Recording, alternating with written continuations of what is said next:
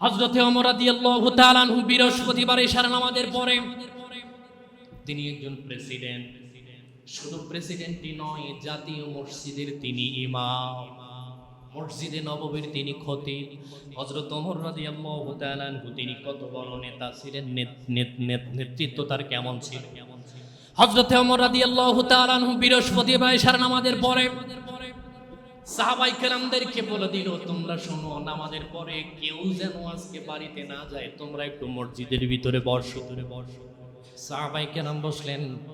তাদেরকে ডাক দিয়ে বলা হলো, তোমরা শোনো, বাইতুল মালের ভেতরে কিছু কাপড় জমা হয়ে গেছে, আমি তোমাদেরকে কাপড়গুলি বন্টন করে দেব, তোমরা একটু দাঁড়াও, একটু বসো, একটু দেরি করো।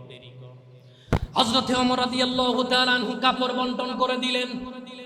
একজন সাহাবীকে ডাক দিয়ে বলল, তুমি শোনো, বাইতুল মালের ভিতরে ঢুকে দেখো তো উদ্বৃত্ত কোনো কাপড় আছে কি না। কথা কি বোঝা গেল?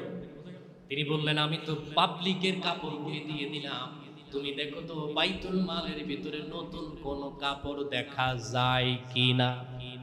তিনি এসে রিপোর্ট করলেন, আমিরুল মুমিনিন, বাইতুল মালের ভিতরে এক টুকরা কাপড় উদ্বৃত্ত নাই, সব আপনি মানুষের ভিতরে বন্টন করে দিয়েছেন। বৃহস্পতিবারের এশার নামাজের পরে তিনি দিয়েছেন। পরের দিন কি বার? শুক্রবার। জুমার দিনে হযরত ওমর রাদিয়াল্লাহু তাআলা বক্তব্য দেওয়ার জন্য দাঁড়িয়েছেন, খুতবা হাতে নিছেন। বক্তব্য দেওয়ার প্রারম্ভিকালে পিছন থেকে দিনমজুর এক সাহাবী, তিনি কাপড় ফেরি করে বিক্রি করতেন। আমাদের এখানে পাইকারি ব্যবসায়ীও আছে, আবার খুচরা ব্যবসায়ীও আছে না নাই? তো একজন সাহাবী তিনি কাপড় ফেরি করে বিক্রি করতেন, একেবারে দিনমজুর গরিব। ওই সাহাবী হযরত ওমর রাদিয়াল্লাহু তাআলা আনহুকে ডাক দিয়ে বলল, ভাই ওমর, এই হাজার জনতার সামনে আপনি নামাজ পড়ানোর জন্য দাঁড়িয়েছেন, তবে আমি আপনাকে একটা প্রশ্ন করতে চাই।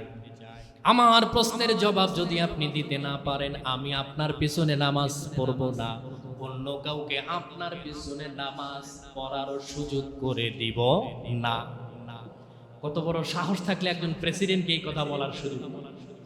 হযরত ওমর রাদিয়াল্লাহু তাআলা আনহু খুতবাটা চাপালেন। যুবককে ডাক দিয়া বলে, রে যুবক, এই হাজার জনতার সামনে কি বলতে চাও তুমি আমাকে বলো। ওই যুবক ডাক দিয়া বলল, আমিরুল মুমিনিন, 4 বছর আমি সিরিয়ার জমিনের ভিতরে ব্যবসা করি, ক্ষুদ্র ব্যবসায়ী। আপনার সুনাম সুখ্যাতির কথা সারা পৃথিবীর সমস্ত মানুষ জানে, কিন্তু আপনার সুনামের সাথে আপনার ব্যক্তিগত চরিত্রের কোনো মিল নাই। কি হয়েছে তুমি কম? ওই যুবক ডাক দিয়া বলল, আমিরুল মুমিনিন, আপনি আমার বডির দিকে একটু তাকান। ওই তাকাইলা, আপনি দেখেন, আপনি আমার থেকে প্রায় 1.5 ফিট লম্বা, আপনি আমার থেকে 1.5 ফিট খাটো।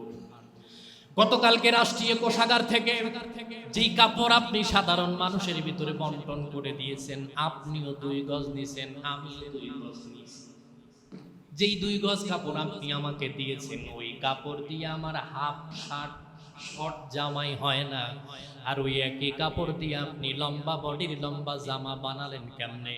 নিশ্চয়ই বাইতুল মালের কাপড় চুরি করে নিয়ে জামা বানিয়েছেন। নাউজুবিল্লাহ।